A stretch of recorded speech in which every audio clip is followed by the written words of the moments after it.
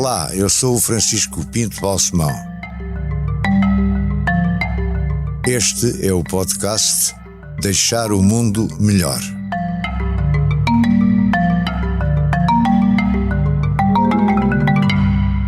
Meu caro Arlindo, muito obrigado por ter aceito o convite para participar neste podcast, cujo título genérico, como sabe, é Deixar o Mundo Melhor. E eu penso que o Arlindo tem contribuído em muitas áreas para deixar o mundo melhor, mas vai explicar-nos melhor do que eu porquê e em quê. Mas também quero ouvi-lo sobre outros aspectos da sua vida. E o primeiro é, nasceu em África, não é? Nasceu em Moçambique. Nasci em Angola. Nasceu em Angola. Nasci em Angola. Em primeiro lugar, muito obrigado pelo convite, é uma honra estar Mas depois foi para Moçambique, não foi? Nasci em Angola, portanto, meu pai era militar, fez uma campanha em Angola em 62, 64, eu nasci lá, dessa altura não me lembro. Isso era onde? Negage, ao pé do Is, no norte, não é? É uma pequena localidade. Tem memórias desse tempo? Is. Não tenho, só tenho as fotografias que existem desde então, mas... Então é depois que vão para Moçambique? Só mais tarde, depois de 25 de Abril, é que estamos há algum tempo em Moçambique, em 74, 75.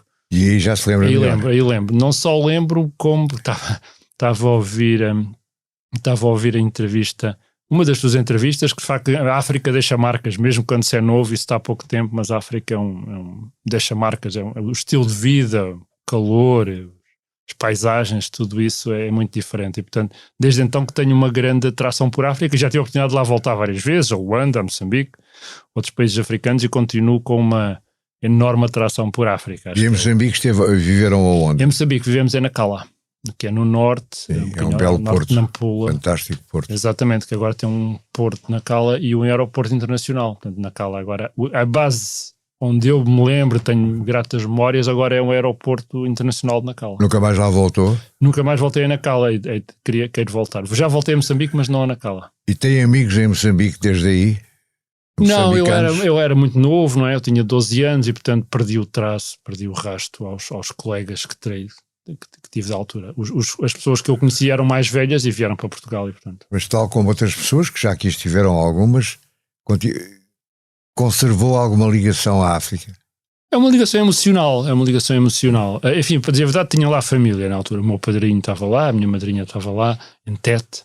Também fomos a Tete, onde tivemos algum tempo, e portanto há uma ligação emocional, várias primas, etc. Mas é uma ligação mais emocional do que real, porque todas as pessoas que eu tinha alguma ligação acabaram por voltar quando foi a descolonização. E o seu pai era militar? O meu pai era militar da Força Aérea. E vieram para cá viver definitivamente em Portugal? Definitivamente quando foi a descolonização, portanto quando foi a entrega em Moçambique, não é? Portanto quando se tornou independente, viemos para o Montijo, para a base aérea do Montijo, que há de ser um aeroporto. Também tenho muitas memórias da base aérea do Montijo, eu era miúdo viemos já antes, não é? Já antes de Moçambique. E portanto tenho memórias muito daquilo, não sei se conhece a base aérea do Montijo, daquilo tem pinhais, tem praias. Eu fiz a tropa na Força Aérea e aterrei lá algumas vezes. Aquilo é uma coisa maravilhosa, para um miúdo aquilo é uma coisa maravilhosa, não é? Portanto andar lá no jeep pelo meio das pistas, etc. Tenho memórias muito gratas daquilo e tenho curiosidade de saber como é que aquilo se vai tornar quando e se for um aeroporto. E fez o ensino secundário aonde? Fiz o ensino secundário todo no Montijo. Num liceu do Montijo? Uma escola? Uma escola secundária, sim. Que até antes era uma escola técnica, mas depois tornou-se uma escola secundária. Tem boas memórias dessa escola? Tenho boas memórias, tive bons professores. Fez amigos que ainda são amigos hoje em dia? Muitos amigos que ainda acompanho agora. Alguns vieram depois também comigo para o técnico, outros seguiram outras vias, mas tenho ainda muitas ligações. Aliás, há um grupo de amigos que às vezes ainda se encontra para um jantar. Os antigos do Montijo? Então, exatamente, os antigos do Montijo. Aquilo tem um nome, o grupo, mas enfim, um bocadinho mais carecas e barrigudos, mas enfim, continuamos amigos. Foi bom aluno no secundário? Foi muito bom aluno, acho. E depois escolhe o técnico porquê? Olha, acho que foi por sorte, porque os meus pais eram uma família de classe média, a minha mãe era professora, o meu pai era militar, e não sabiam assim tanto de escolhas, e portanto eu na altura havia a possibilidade do Instituto Superior de Engenharia de Lisboa, do Instituto Superior Técnico, e entre os dois eu tinha nota para entrar em qualquer um, eu tinha muito boas notas, e acabei por escolher o técnico, e obviamente depois acabei por ganhar uma afeição muito grande ao técnico, né? Porque a minha carreira acabou por ser técnico, faz parte integrante da sua vida. O técnico é talvez a instituição mais importante da minha vida. Assim. E deu muito ao técnico. Dei muito ao técnico, eu também recebi muito, não é? Recebi como aluno, depois fui professor, e depois acabei por ser presidente, e portanto é provavelmente a instituição que mais me influenciou ao longo da vida, tanto a qualidade do ensino como... Foi bom aluno? Foi muito bom aluno no técnico também. Dos melhores? Sim, na altura houve 2 de nós, tivemos as notas mais altas e recebemos um prémio dos melhores alunos daquele ano. Portanto, e é convidado para assistente? Isso somos logo, eu e esse colega e outros fomos convidados para assistente. Pode dizer o nome dele? Pode, é o Luís Miguel Silveira, é muito amigo meu, fez o doutoramento no MIT, eu depois fui fazer o doutoramento para Berkeley, e nossas carreiras acabaram de ter algum paralelo, embora em áreas independentes e diferentes. E, portanto, quando acaba o curso, começa a dar aulas? Ou Na altura, as coisas eram um bocadinho diferentes. Portanto, aliás, eu comecei a dar aulas antes de acabar o curso. Fui monitor quando estava no 4º ano, portanto, era a tradição. Os melhores alunos eram convidados para monitores. Depois de monitor, convidaram-me logo para assistente, ainda sendo doutoramento. Mas como monitor, dava aulas a quantos alunos na mesma sala? Eram aulas práticas, 30, 40 alunos. E talvez tenha dado uma ou outra teórica, mas acima de tudo eram mais velhos, práticas. Não? Do que o Arlindo. Alguns, se tivessem chumbado 2 anitos, eram mais velhos que eu, sim. Não, e conseguia dar só respeito a todos? Nunca teve problemas? Sim, nunca tive problemas. Acho que eles gostavam, pelo menos as pessoas que foram meus alunos nessa altura dizem que gostavam muito de mim, que eu era divertido e que explicava muito bem. Enfim, não sei se é verdade se não, mas as pessoas ficaram com essa ideia, portanto as coisas correram bem. Dei várias matérias, dei matemática, dei eletrónica, dei a programação, portanto corri muitas áreas do técnico antes de depois na área de afunilar para a área onde vinha a desenvolver mais trabalho. Qual é essa área? Foi a área da aprendizagem automática e da inteligência artificial, portanto foi a área onde fiz o doutoramento, foi a área de 5 anos onde trabalhei durante 5 anos de doutoramento e depois continuei a trabalhar.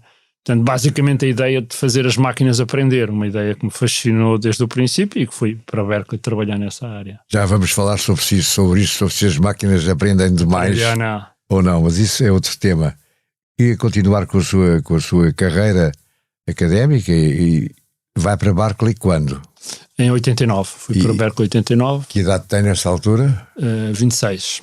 Na altura fazia-se a licenciatura de 5 anos, mais um mestrado que era 2, 3 anos e portanto nessa altura tinha 26 anos quando fui para a Califórnia. E foi um convite, foi um concurso, inscreveu-se? Foi um concurso, já na altura havia um programa chamado Programa Fulbright, que é um programa criado pelo senador Fulbright, um senador americano, para intercâmbio. Eu fiz parte do júri, exatamente. A Embaixada Americana convidava umas pessoas. Eu fui ao abrigo do programa Fulbright, aliás é curioso, fui dessa vez e fui agora este ano uma segunda vez bolseiro Fulbright quando fiz uma sabática nos Estados Unidos, portanto tive a honra, provavelmente não muito comum, de ser 2 vezes bolseiro Fulbright, mas nessa altura foi. Portanto, houve um concurso, concorremos a várias 4 ou 5 universidades, algumas aceitaram, outras não. E depois eu acabei por escolher Berkeley, era uma universidade muito... E Berkeley era a sua preferida? Era uma das duas preferidas, era MIT e Berkeley. Era. E Berkeley, na altura também a Califórnia era particularmente atrativa. Falava bem inglês já nessa altura? Falava razoavelmente. Eu nunca fui...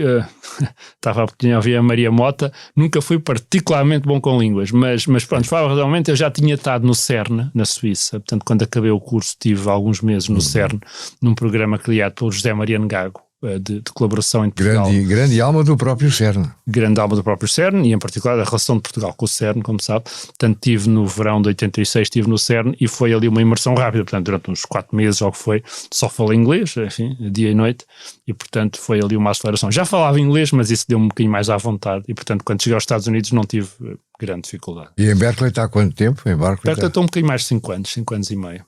É muito tempo. É muito tempo e é numa altura onde marca muita pessoa e portanto eu às vezes, eu sempre que vou lá e depois disso, e depois de acabar o doutoramento ainda voltei lá várias vezes, houve vários projetos que tive lá e portanto além desses 5 anos e meio tive vários verões, vários períodos prolongados, portanto eu quando vou lá ainda me sinto em casa, sinto-me quase mais em casa na Califórnia, na Bay Area do que às vezes em Lisboa, mas tem a ver com a idade, era novo, tudo era novo, não é? E, portanto, não vinha cá passar as férias grandes, por exemplo? Às vezes vinha, mas só uma vez por ano, provavelmente. Aquilo era longe, não é? A distância era a mesma de hoje, mas era mais difícil. Os voos eram mais caros, as ligações eram menos boas. Então fez muitos amigos e criou algumas raízes para aquele lado também. Muitos amigos, que ainda agora são meus amigos e que vivem lá. Outros vivem pelo mundo inteiro, porque as pessoas que estudaram comigo em Berkeley, neste momento vivem pelo mundo inteiro, na Índia, na China, nos Estados Unidos,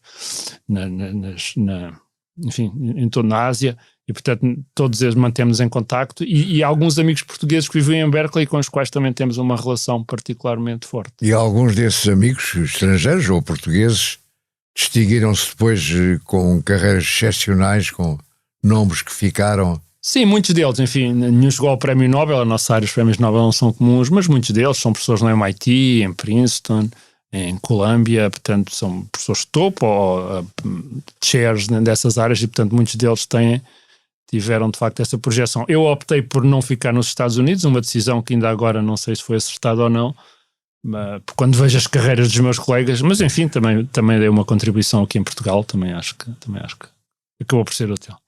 E depois volta, portanto, quando? Volta em 94, volto no Natal 94. Na altura, portanto, eu ainda tinha uma ligação ao técnico, portanto, prossigo a carreira nessa altura já como professor, e depois tive a carreira académica mais ou menos normal, os diversos escalões de professor. E aí a sua especialização vai-se definindo. Vai-se definindo. Sua opção, digamos. Sim, o tema da tese de doutoramento foi esse, foi aprendizagem automática, fazer algoritmos para as máquinas aprenderem, e depois continuei a aprofundar essa área, também em colaboração com diversas instituições, algumas na Califórnia, embora depois também me começaram, não muito tempo depois, comecei a ser solicitado para cargos de gestão, e embora realmente sempre tenha sido um académico, parece que eu tinha jeito para a gestão, ou pelo menos não me despediram logo, e portanto também passei muitos anos a fazer gestão. Fui diretor de instituições de investigação, do INESC. Eu ia lhe perguntar precisamente, fala-se do INESC, mas eu acho que a maior parte das pessoas não sabe bem o que é o INESC, qual é o grau de autonomia do INESC dentro do Instituto Superior Técnico. O próprio INESC Quem é que manda no INESC? O próprio INESC é uma instituição não demasiado simples, porque o INESC na altura era uma instituição única, agora de facto é um grupo de 6 instituições. Tem a INESC, que nós chamamos de holding, mas portanto a INESC cúpula, da qual eu sou neste momento o presidente, e depois há 5 instituições: o INESC Porto, o INESC Investigação e Desenvolvimento, o INESC Inovação, o INESC Microsistemas e Nanotecnologias e o INESC Coimbra. Portanto, este grupo... Portanto, há um critério geográfico e um critério... Portanto, o grupo realmente é global, é nacional. Sim, e tem participações da Universidade de Lisboa, da Universidade do Porto e da Universidade de Coimbra. Portanto, mas porquê que há Coimbra, Porto e depois há por temas... É uma questão histórica, Lisboa era maior, partiu-se em mais instituições, depois no Porto também houve mais agregação, portanto tem a ver com os temas, etc. Podia haver só o INESC Lisboa, mas não foi assim que a história se desenrolou, e portanto estas coisas... Mas o INESC é uma empresa. O INESC é uma associação privada sem fins lucrativos. Sem fins lucrativos. Mas em diversas componentes, tem algumas... a estratégia de gestão é algo empresarial, portanto tem participações, etc. Portanto, e as pessoas então ganharem dinheiro. As pessoas ganharem, mas não o distribuírem aos associados. Basicamente é isso que acontece. Mas normalmente o dinheiro que ganha é usado para reinvestir em investigação e desenvolvimento. Portanto é isso que faz todo o grupo. Portanto o grupo não distribui dividendos, não distribui lucros, e portanto quando há resultados positivos, uns anos sim, outros anos não, esses resultados tipicamente são reinvestidos na atividade, ou em novas infraestruturas, ou em bolsas, ou em contratos. Portanto, E o INESC depende de alguma maneira do Instituto Superior Técnico? O INESC é detido por várias instituições, entre as quais o Instituto Superior Técnico, a Universidade do Porto, a Universidade de Coimbra, portanto, a Altice, o CTT. Portanto, de facto, há uma paridade entre os associados académicos e os associados empresariais. E entendem-se bem? Ao longo dos 40 anos que tem o INESC, entenderam-se geralmente bem, com um ano ou outro assim de maior divergência de posições, mas geralmente quem sim. Tem a última palavra? Aquilo foi curiosamente... Quando não há acordo. Quando não há acordo. Casos, então há acordo. Vamos lá ver, aquilo tem vários associados, não é? Tem vários associados e, portanto, só por aí é. Mas normalmente tem havido acordo. Nunca houve questões, eu penso nunca chegou a uma situação de votar, de haver um voto definitivo com base nas participações. Houve casos na definição da estratégia, onde as estratégias divergiram. Também já tivemos uma unidade em Aveiro, que entretanto saiu, uma unidade em Macau, que entretanto fechou, mas ao longo destes 40 anos tem havido em geral bastante alinhamento entre as posições dos associados. Ligado ao Inesc, vi que havia uma entidade chamada Brown Informática. Brown Informática, foi isso que, pelo menos... Só se for uma empresa Bro Informática, talvez, BRO. Portanto, do Inesc saíram, o Inesc incubou muitas empresas, não é? Eu nem consigo dizer-las todas, claro que são muitas dezenas.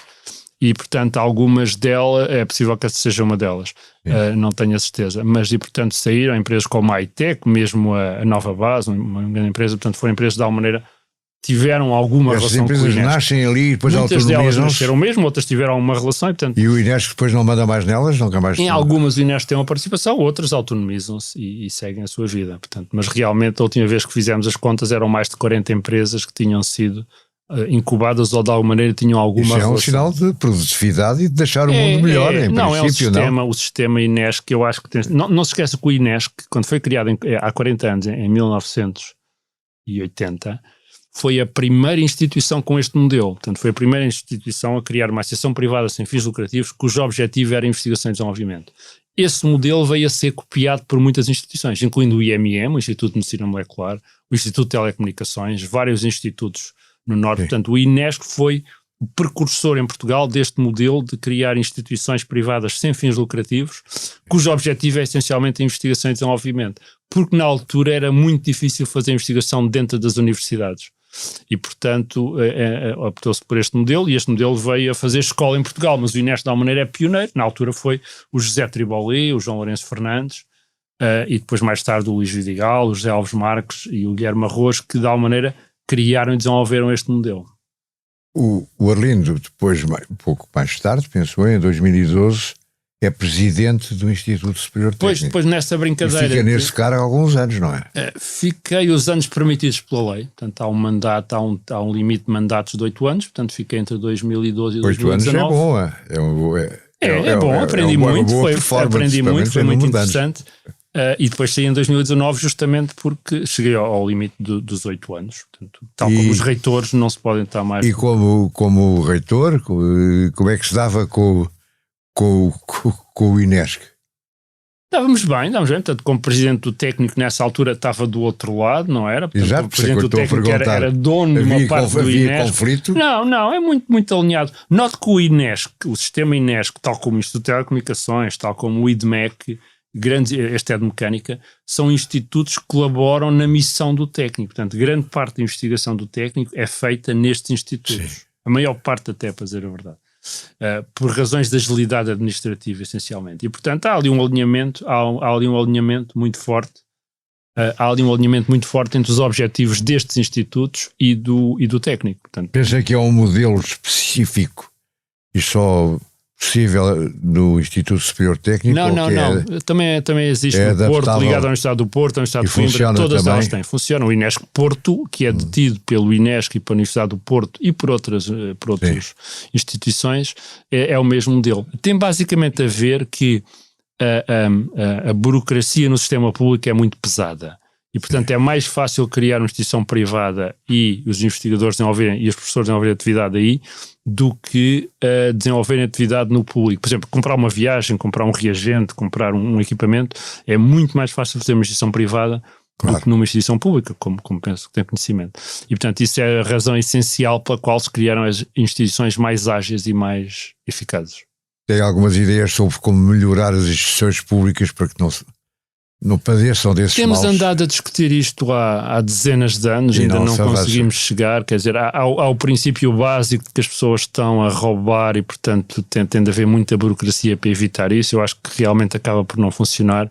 O modelo anglo-saxónico, quando se assume que as pessoas não estão a roubar e, no fim, os tribunais atuam, parece-nos mais adequado, mas não é muito adequado à nossa mentalidade, aparentemente. Portanto, continuamos a ter uma burocracia muito, muito pesada no sistema público. Como pessoa humana e com a carreira que tem, o que é que se sente mais? Sente-se mais um professor, um investigador? O que é que gosta mais? Qual é a sua vocação verdadeira? Eu diria meio por meio, portanto, as duas coisas são muito, muito próximos do meu coração. Mas é divisível assim, meio por meio. É, mas devo dizer que no princípio da carreira... Hoje vou ser professor, amanhã vou ser... Não, geralmente é de manhã sou professor e à tarde sou investigador. Note que a atividade de investigação é feita muito com alunos, não é? Portanto, realmente, eu costumo dizer que eu aprendo mais com os alunos do que os alunos aprendem comigo. E, portanto, essa componente de professor tem também essa componente. Agora, ao longo da carreira há fases diferentes. Há fases onde a pessoa põe mais empenho na componente de ensino, há fases onde põe mais empenho na componente de gestão. Nesta fase, por exemplo, tive aqui 2 anos, foi um forte empenho na componente de investigação e praticamente não ensinei. Agora, a inteligência artificial concretizando mais os seus objetivos e as suas metas, é realmente uma das áreas em que está mais empenhado. É a área central onde eu sempre trabalhei, em particular uma sub-área da inteligência artificial, como disse, que é a aprendizagem automática, que é esta ideia de fazer os computadores aprenderem a partir da experiência. Sempre me fascinou esta ideia de tornar os computadores inteligentes, ao princípio de uma maneira um bocadinho naiva, quando era jovem, adolescente, e depois fui percebendo melhor a dimensão da tarefa. É muito difícil tornar os computadores inteligentes, mas especialmente esta ideia que aliás devemos ao Alan Turing, de que a melhor maneira de tornar os computadores inteligentes é permitir que eles aprendam com a experiência, foi aí que eu foquei a minha investigação desde os anos 90 e que tenho trabalhado nisso. E os computadores têm aprendido com a experiência? Têm aprendido bastante. Temos melhores algoritmos e neste momento aprendem às vezes tão bem com a experiência que até pensamos que são realmente inteligentes, embora ainda não sejam. Por exemplo, aqueles modelos como o GPT-3, chamam-se Large Language Model, grandes modelos de linguagem, eles aprendem lendo textos, não é? Por exemplo, o GPT-3 aprendeu com textos que demorariam um ser humano 5.000 anos a ler. Aprendem tudo isso, aprendem as estatísticas, as relações entre as palavras e os conceitos e as ideias, e embora não saibam realmente, são uma espécie de papagaios, mas papagaiam muito bem. Portanto, podemos lhe perguntar o que é um buraco negro. Mas não acabam por ter opiniões próprias? Parece que sim, quer dizer, parece que têm. Eu acho que eles realmente não têm, é puramente um modelo estatístico. Há opiniões do GPT-3 que eu li, escritas, portanto... Parece que realmente parece que está ali relações entre o homem e a mulher. Parece que há ali uma pessoa por trás, uma inteligência por trás. Nós neste momento acreditamos que não há uma inteligência por trás. Há puramente uma estatística muito profunda da linguagem que passa por inteligência. Mas para dizer a verdade, isso também é o que o cérebro humano faz. Portanto, o cérebro humano também é uma máquina estatística que parece inteligente, só que a nossa estatística é muito mais complexa, não é? E estes sistemas, por enquanto, ainda são muito mais simples. Mas realmente não há uma fronteira bem definida entre o que é o modelo estatístico e o que é a verdadeira inteligência. Pela simples razão que o cérebro é em si mesmo um modelo estatístico. Mas admite que haja uma altura em que o robô lhe venha ensinar a si, lhe venha dizer, não é assim? Sim, não só admito, como isso, se calhar já não estamos muito longe disso. Portanto, há conversas com estes modelos que são muito instrutivas, só se for um tema que eu não domino. Aprende-se com eles? Aprende-se com eles, quer dizer, se eu me puser a falar sobre astronomia ou sobre física nuclear, eles sabem mais do que eu. Não sabem com a profundidade de um físico nuclear ou de um astrofísico, não é? Não é a mesma coisa. Mas para pessoas que queiram saber o que é um buraco negro, o que é que acontece quando se cai num buraco negro, qual é o buraco negro mais próximo, como é que se formaram os buracos negros, são tudo conversas que se podem ter. Mas isso é informação, não é opinião. É difícil, às vezes é quando difícil é que se entra no campo da opinião, mas às vezes é difícil distinguir informação. Nós achamos que a opinião deles é melhor que a nossa e de obedecermos. Mas imagino, Francisco, acho que já leu um texto, uma discussão onde um destes temas explicava o que é que era a diferença entre a esquerda e a direita, política, não é? É muito difícil distinguir o que é papaguear. Porque é um papaguear inteligente, quer dizer, aquilo não é despejar um texto já, pois ele responde a perguntas, não é? Qual é a diferença entre a esquerda e a direita? E depois ele diz, a esquerda acredita na distribuição dos rendimentos e a direita acredita no mérito individual, para dar um exemplo. E, portanto, está muito próximo de uma opinião. E não é estranho que as pessoas, por vezes, se enganem e pensem que por trás daquilo está realmente uma mente consciente e inteligente, como aconteceu agora há pouco tempo com um funcionário da Google, que justamente se deixou iludir de alguma maneira. Portanto, o sistema era tão bom a conversar com ele que ele ficou convencido que o sistema era genuinamente inteligente, que o sistema era genuinamente consciente. Não é o que nós, investigadores, acreditamos, Mas ele enganou-se e acho que outras pessoas poderiam se enganar na mesma. Mas enganou-se mas acabou por admitir que estava enganado? Não, ainda não. Ele escreveu para o Congresso dos Estados Unidos a dizer que o sistema era consciente, que a cruzada dele continuava, devia ter direitos, etc.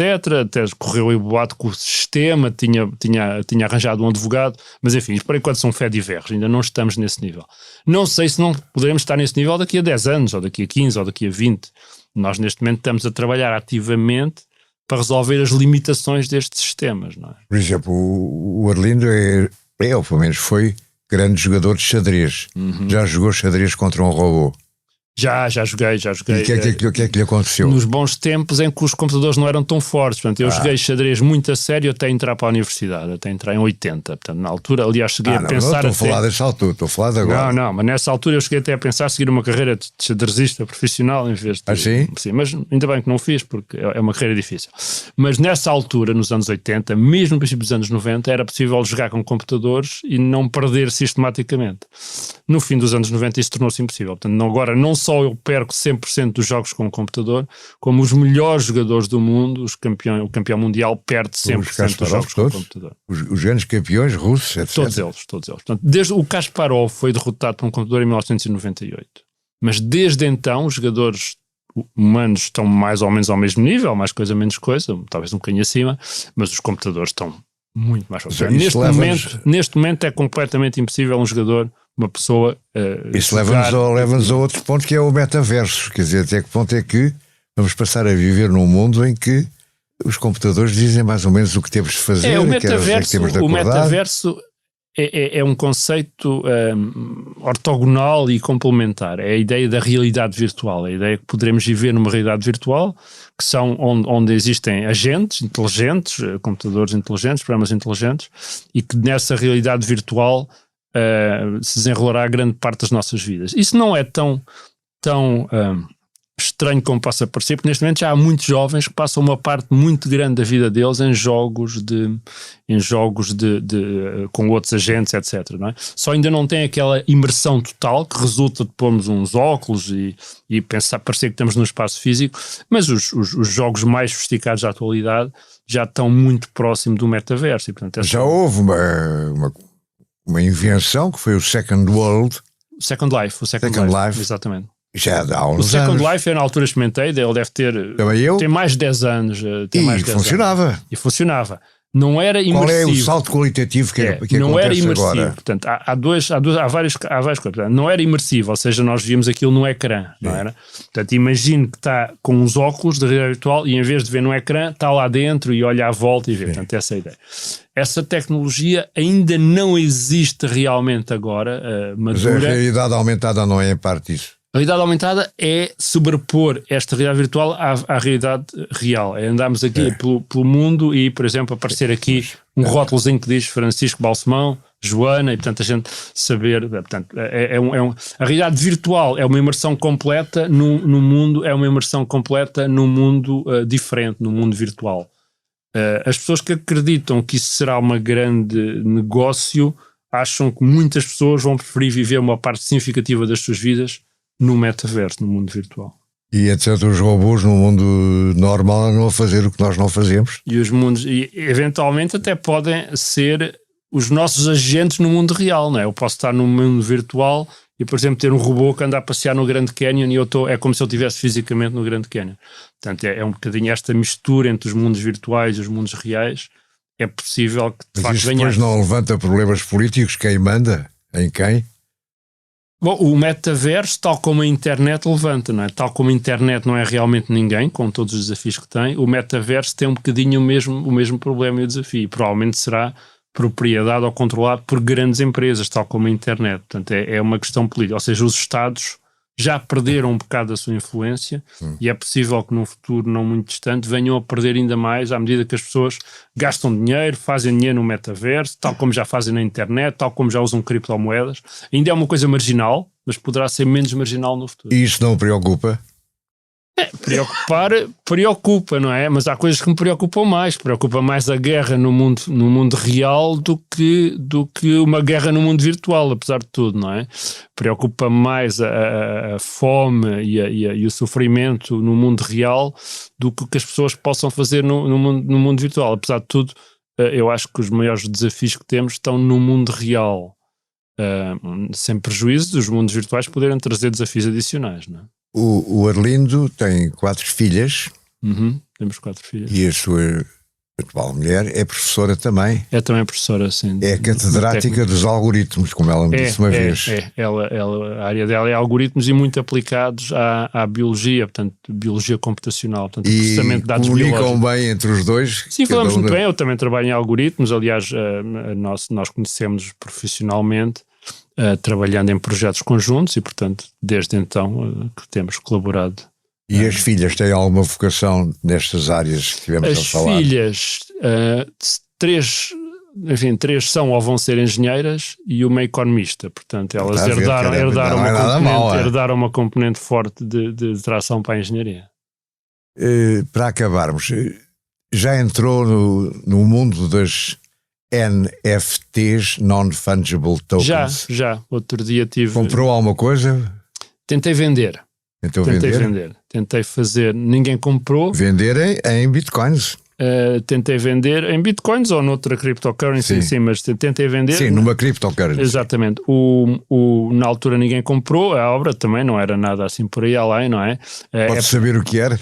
Era uma brincadeira realmente, era uma pintura, um desenho que um colega meu tínhamos feito para oferecer a uma amiga. Sim. E depois, mas pusemos isto aqui, era um bocadinho a brincar com a arte moderna, para dizer a verdade. Nós tínhamos um quadro que era arte moderna e esse amigo dizia, mas isso eu consigo fazer, e fez assim 3 rabiscos e disse, vou pôr isto na web, vender como NFT e ver quanto é que conseguimos com isso. E o que é que acabámos por não conseguir nada, lamentavelmente, pusemos aquilo em leilão, com um preço base de $50, mas ninguém deu os $50 e portanto ficámos convencidos que apesar de tudo a arte moderna não é preciso qualquer coisa mais do que fazer uns rabiscos, não é?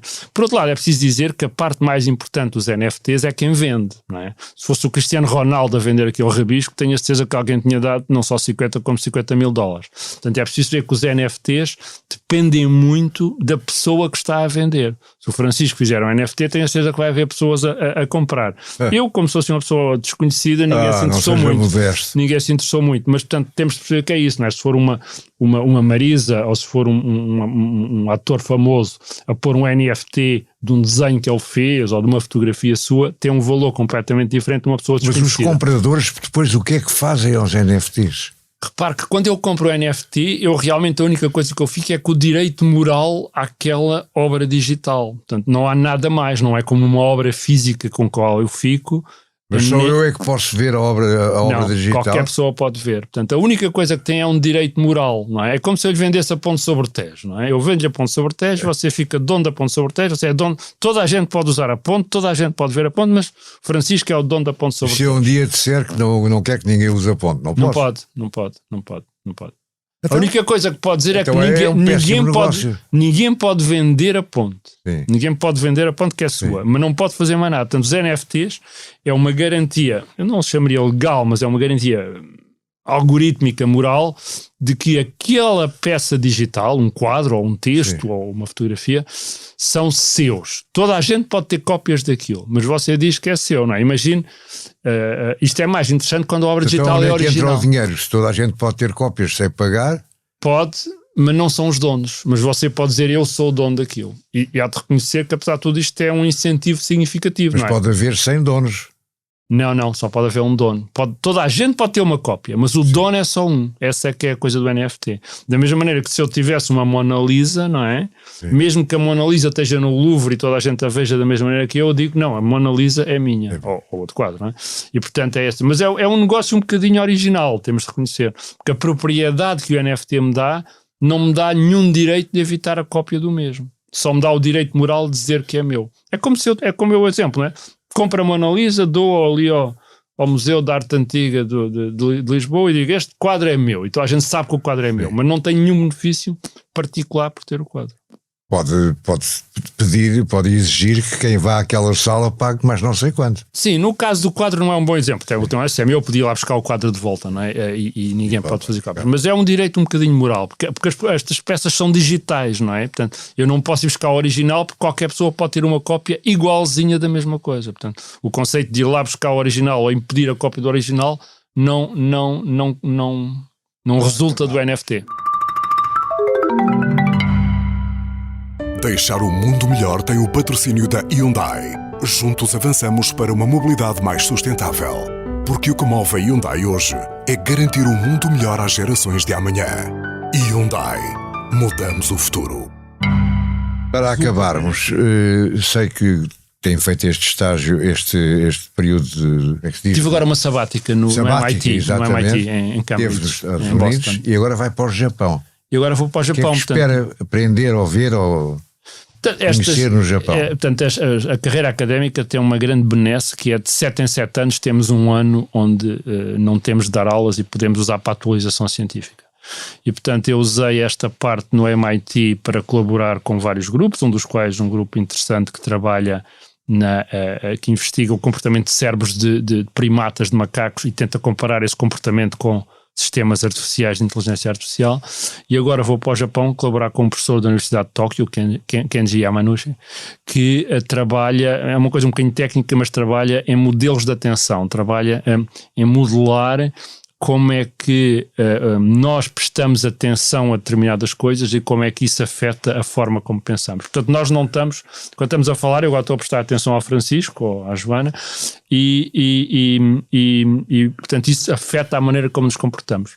E a colocação de modelos de atenção destes nas redes neuronais artificiais é, neste momento, uma área muito ativa de investigação. Isso pode ter influência na inteligência artificial? Sim. A ideia disto é justamente para melhorarmos o conhecimento que as redes têm, para as redes ganharem, se quiser, consciência, ou pelo menos para se tornarem mais conscientes, têm de ter esta capacidade de atenção. Porque a consciência tem muito a ver com a atenção. Nós somos conscientes daquilo a que estamos a prestar atenção e não temos consciência das coisas a que não estamos a prestar atenção. E aí vai parar ao erro de Descartes do nosso António Damasio? Tem relações com o que o António Damasio falou. Portanto, o António Damasio entende, e corretamente a meu ver, que as emoções são uma componente muito importante da consciência, que a percepção que temos do nosso corpo é uma componente muito importante da consciência. Há outras componentes sobre as quais ele não se debruça tanto. Esta da atenção é uma delas. Portanto, as coisas a que nós prestamos atenção em cada altura acaba por corresponder ao fluxo de consciência, ao nosso histórico de consciência, não é? Nós lembramos as coisas que prestamos atenção, mas hoje veio a guiar para cá, se calhar, e não se lembra todas as coisas que passaram ao lado e que não prestou atenção. Portanto, só se lembra das coisas que prestou atenção, se calhar era até o rádio, podia ser o rádio a tocar ou um telefonema que fez.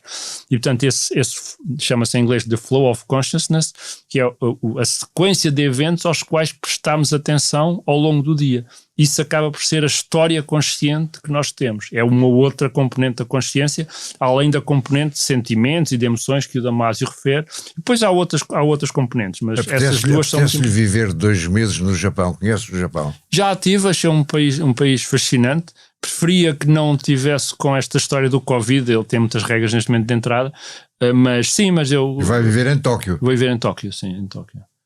Mesmo ao pé da universidade. E é um país fascinante, é um país 2 meses. Muito interessante. 2 meses, sim. Depois tem de nos contar. Depois contarei. O que é que aprendeu e o que é que aconteceu e o que é que resultou, com certeza que trará ainda mais assuntos interessantes e contribuirão para desenvolver toda a sua atividade, que é notável. Provavelmente não subirei ao Monte Fuji, porque já o fiz uma vez e há um ditado japonês que diz: aquele que sobe uma vez ao Monte Fuji é um homem sábio, mas aquele que sobe 2 vezes é um idiota. Porque a subida é uma coisa cansativa e um bocadinho monótona. E então vais jogar paddle nos tempos livres? No Japão com certeza que não. Tenho feito isso aqui, mas no Japão com certeza que não. Então, o tempo Boa viagem para o Japão. Muito obrigado. E muito obrigado por esta tão interessante conversa que tivemos. Muito obrigado eu pelo convite, é uma honra e um prazer estar aqui. Deixar o Mundo Melhor é um podcast de Francisco Pinto Balsemão com música original de Luís Tinoco. A sonoplastia de Joana Beleza e João Luís Amorim. O vídeo e a edição de José Seduvim Pinto, Carlos Paes e Ruben Tiago Pereira. Transcrição de Joana Henriques e apoio à edição de Manuela Goxa Soares. Imagem gráfica de Marco Grieco. Produção de Margarida Gil.